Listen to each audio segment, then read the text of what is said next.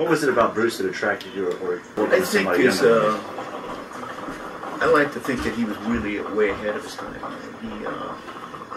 He boxed, which a lot of martial artists, karate people, didn't like boxing. And because of the background I had in boxing, like even my uncle when he was alive, he'd go, "Gosh, you're going backwards. Keep those feet, but your hands are." He says, "Come on, Dan, you're not really going to use this stuff, are you?"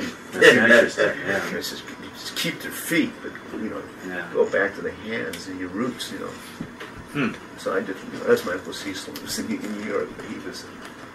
So I just took that with a grain of salt. I said, "No, but Uncle, this is good." And he said, "Well, what do you guys do?" He couldn't understand why we were in our, call it pajamas, or sleeping clothes, and we were into reverse punch. And he just sort of looked at it and just sort of shook his head and thought I was going backwards, That's interesting.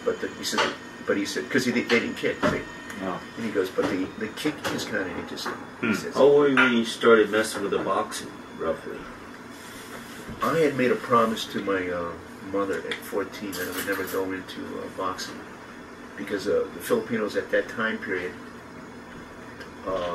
went into boxing. There was only two ways of life, because they were a minority group, and usually it was they call it stevedores, farm workers, military service, and boxing. Those are the 44 occupations open to Filipinos at that time. And my mother had seen a lot of Filipino boxers, get banged up. And she says, so I promised her at age 14 that I would become a boxer. But I really like boxing. I grew up with it. Both uncles box.